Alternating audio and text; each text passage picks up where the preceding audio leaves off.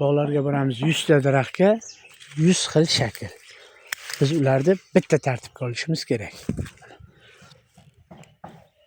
Bizga 4 ta yo 5 ta ona shoxda ishlashimiz kerak. Tanlovimiz 1, 2, 3, 4, 5.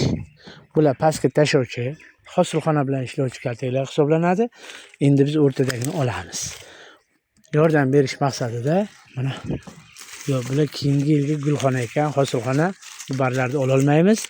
Burchakdagi endi chiqazgan joydagini olamiz. Negaki bizga bu yerdan hosilxona keragi yo'q.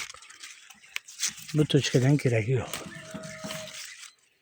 Bu ushlab turish uchun, shamolga uchib ketmasligi uchun qo'yilgan.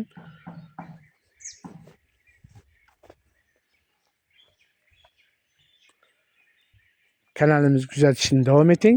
Keyingi etaplarda 1 yilni o'zida 3,5, 4 metrgacha olib chiqishlikni sizga video orqali yoritib boramiz.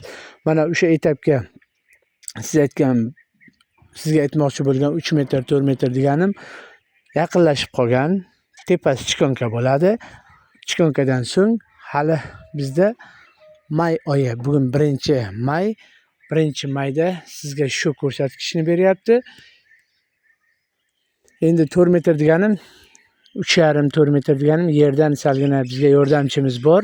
Uni hisobini tepaga olib aytayapman. O'zini hisobida qoladigan bo'lsak 2 metr, 2,5 metrda ko'targan hisoblanadi o'zida. Keling buni buglaslarimizni natijalari mana sizga